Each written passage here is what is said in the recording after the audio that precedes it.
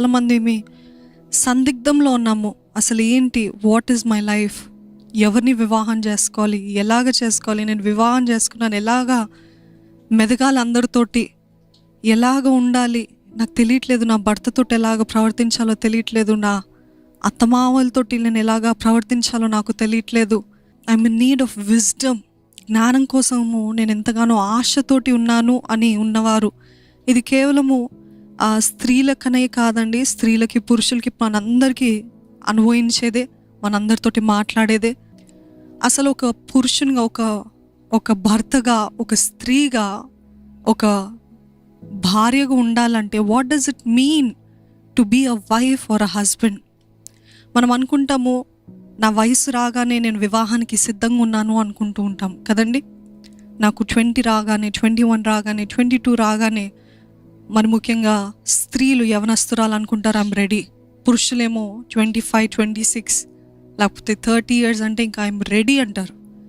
అంటే వయసు వల్ల మనము రెడీ అని చెప్పగలుగుతామా?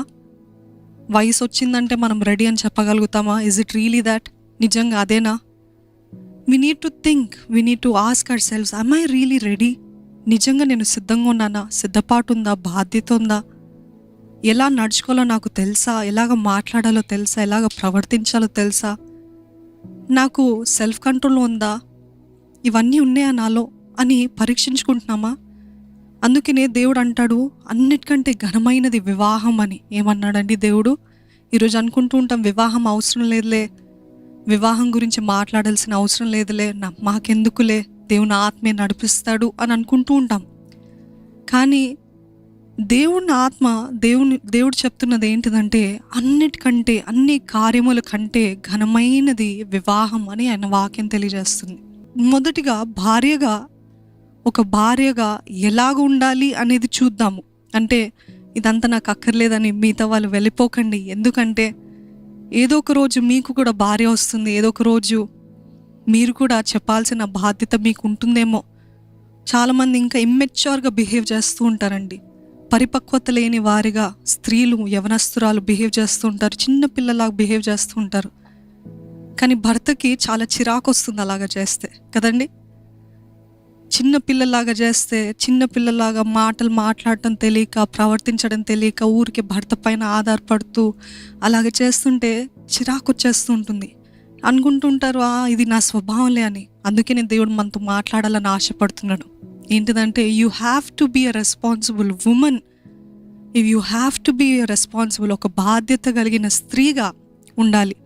మొదటిగా ఏంటిదంటే, ఒక స్త్రీ లేకపోతే ఒక భార్య తన భర్తని అందరినీ ట్రీట్ చేసినట్టు, తిను నా ఫ్రెండ్, ఈయన నా తండ్రి, తను నా తల్లి, వీరికి ఏం చేస్తానో నేను మీకు అదే చేస్తానని చెప్తూ చాలామంది భర్తని కూడా అందరితో పాటు ఏకంగా they will treat him as everybody else. అది చాలా తప్పు. భర్తనంట ఒక రాజుగా ఎంచాలంట. నాకు ఆశ్చర్యం కలిగించేది ఏంటిదంటే, సారా తన భర్తని యజమాని అని పిలిచిందండి. యజమాని అంటే మై లార్డ్ అని పిలిచింది. నాకు ఆశ్చర్యం కలిగింది.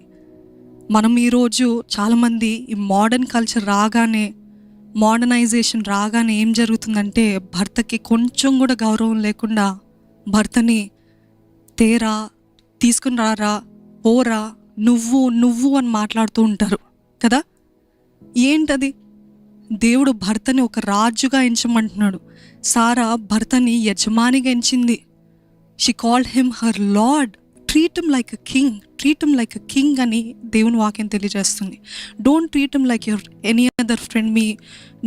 మీ స్నేహితురాల్లాగా, లేకపోతే మీ తండ్రిలాగా, మీ తల్లిలాగా, మీ సహోదరులాగా వాళ్ళందరినీ భావించినట్టు మీ భర్తను భావించకూడదు.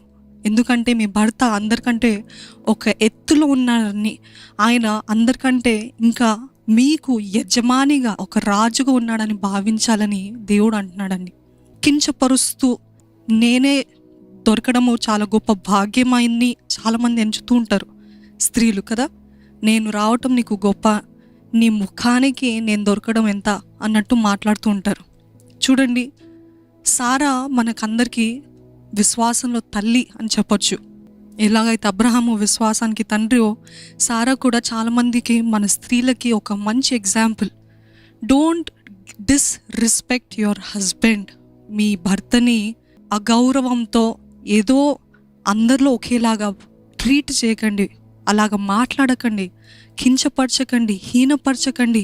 The wife must bring the king out of the husband. అంటే ఏంటంటే మన భర్తలో ఉన్న రాజరికాన్ని మనం బయటికి తీసుకురావాలంట. ఎలాగ తీసుకురావాలి? మొదటిగా ఏంటిదంటే ఎమోషనల్గా, అంటే మానసికంగా ఆయనని బలపరచాలంట. ఆయన పంచుకునేలాగా మీరు వినే స్త్రీగా ఉంటారండి. చాలామంది వినరు, భర్త ఏం చెప్పినా వినరు. నా కష్టము, నా బాధ, నా భారం, పొద్దు నుండి ఏం చేస్తాను తెలుసా అండి అని వారి బాధలే చెప్పుకుంటూ ఉంటారు. కానీ ఎమోషనల్గా you're not fulfilling his need. ఎమోషనల్గా ఆయనతోటి మాట్లాడటము, ఆయనతోటి పంచుకోవడం, ఆయన హృదయం పంచుకున్నప్పుడు మౌనంగా ఉండి వినటం చేత కాదు స్త్రీలకి కదండి. మాట్లాడడం అంటే ఎంతైనా మాట్లాడతాం, కానీ వినటం అంటే చాలా కష్టం మనకి కదా. కానీ ఒక భర్తకి తెగ నచ్చేది ఏంటిదంటే, తను ఏదైనా పంచుకున్నప్పుడు తన మాటలు వినేవారుగా ఉంటే తన హృదయం అంతా తేలిక అవుతుందంట. ఆ women should make her man feel like a man. ఒక పురుషునిలాగా భావించాలంట. పురుషుడు మనలో ఒకలాగా, మనము మాట్లాడే మాటలన్నిటికీ ఆయన తల ఊపేలాగా అలాగా భావించడం చాలా తప్పు. You have to treat him the way God had made him. Only a wife can bring the king out of the man. కేవలం ఒక భార్య మాత్రమే పురుషుల్లో నుండి ఒక రాజరికాన్ని బయటికి తీసుకురాగలుగుతుందండి. The only thing that is important for a man is respect and honour కదా. ఒక పురుషునికి కావాల్సిందెల్లా, ఒక స్త్రీ నుండి అంటే ఒక భార్య నుండి కావాల్సిందెల్లా ఏంటిదంటే గౌరవము. ఆయనని గౌరవించడము, ఆయనని ఘనపరచడం. ఆయన ఎటువంటి వాడైనా, ఎటువంటి పురుషుడైనా, ఎంత హీనుడైనా, ఒకవేళ బంధువులు వచ్చినప్పుడు, స్నేహితులు వచ్చినప్పుడు, తల్లిదండ్రులు వచ్చినప్పుడు ఈయనకేం చేత కాదు, ఊరికే రోడ్లపైన తిరుగుతూ ఉంటాడండి అని అంటూ ఉంటారు. ఈయనకేం కాదని ఎప్పుడు చూసినా అందరి ముందు భర్తని కించపరుస్తున్నారా, అది భర్తకి హృదయంలో చాలా పెద్ద గాయం అయిపోతుందంట. ఇంకెప్పుడు కూడా మీతో ప్రేమగా నడుచుకోలేడు. ఇంకెప్పుడు కూడా మీతో ఆయన he cannot be himself. He will not be himself. ఎందుకంటే నా భార్యనే నన్ను తక్కువ చూపు చూస్తుంది, నా భార్యనే నన్ను కించపరుస్తుంది, నా భార్య ఇంకా నాకంటూ ఎవరు లేరని బయట వారి దగ్గర నుండి ఆదరణ పొందుకోవడానికి ప్రయత్నిస్తుంటాడు. జాగ్రత్త. యవనస్తురాలు చిన్న సలహా, నువ్వు చాతగానే వాడివి, లేకపోతే నువ్వు పోరా అని ఈ మాటలు భర్త దగ్గర వాడుతున్నారా, దానికంటే అసహ్యమైనది ఏది లేదండి. చాలా తప్పు. దేవుడు అంటున్నాడండి, భర్త తన భార్యకి ఒక శిరస్సు అయి ఉన్నాడు. హీఈస్ ద హెడ్ అయినప్పుడు ఎలాగ గౌరవిస్తాం, ఎలాగ భావిస్తున్నాం. You have to. ఇది దేవుడు చెప్పిన నియమాలు. ఒక పురుషుడిలో ఉండాల్సిన గుణగణాలు ఏంటి? మొదటిగా ఒక పురుషుడిలో ఉండాల్సింది ఏంటిది అని అంటే దేవుని భయము. ఆయనలో దేవుని భయం ఉందా? Is he a God Fearing man? ఆయనకి దేవుని ఎడల భయం ఉందా? దేవుని నమ్ముతున్నాడా? కాదు. డస్ హీ హ్యావ్ ఫెయిత్ అని అడగట్లేదు. ఆయన తిరిగి జన్మించాడా అడగట్లేదు. దేవుని అందు భయం ఉందా అంటే దేవుడు నచ్చింది చేస్తాడా, దేవుడికి ఇష్టమైన, దేవుడు చూస్తున్నాడనే భయం ఉందా, దేవుడు వింటున్నాడనే భయం ఉందా, దేవుడు నన్ను గ్రహిస్తున్నాడు అనే భయం ఉందా? చాలామంది ఆయన క్రైస్తవుడు అంట అక్క పెళ్లి చేసుకుంటున్నా, క్రైస్తవుడు అన్నంత మాత్రాన దేవుని భయం ఉందని కాదు. క్రైస్తవుడు అన్నంత మాత్రాన, లేకపోతే తిరిగి జన్మించాడన్నంత మాత్రాన ఆయన ఒకవేళ విశ్వాసి అయినప్పటికీ కూడా ఆయనకి దేవుని భయం ఉందా? దేవుని భయం లేదనుకోండి, తప్పకుండా ఆయన అన్ఫెయిత్ఫుల్గా ఉంటాడు, నమ్మకంగా ఉండలేడు. మీకు నమ్మకంగా ఉండలేడు, దేవునికి నమ్మకంగా ఉండలేడు. ఎందుకంటే దేవుని యందు భయం ఉంటే తప్పకుండా భార్యని ప్రేమిస్తాడు. దేవుని భయం ఉంటే ఏంటిదంటే, నేను ఈ అన్యాయము నా భార్యకు చేయలేను, దేవుడు చూస్తున్నాడు. నేను ఇట్లాంటి మాటలు మాట్లాడలేను, ఎందుకంటే దేవుడు చూస్తున్నాడు. నేను వేరే స్త్రీ దగ్గరికి వెళ్ళలేను, ఎందుకు అనంటే దేవుడు చూస్తున్నాడు. నేను ఇటువంటి కార్యము చేయలేను, ఎందుకు అనంటే దేవుడు చూస్తున్నాడు.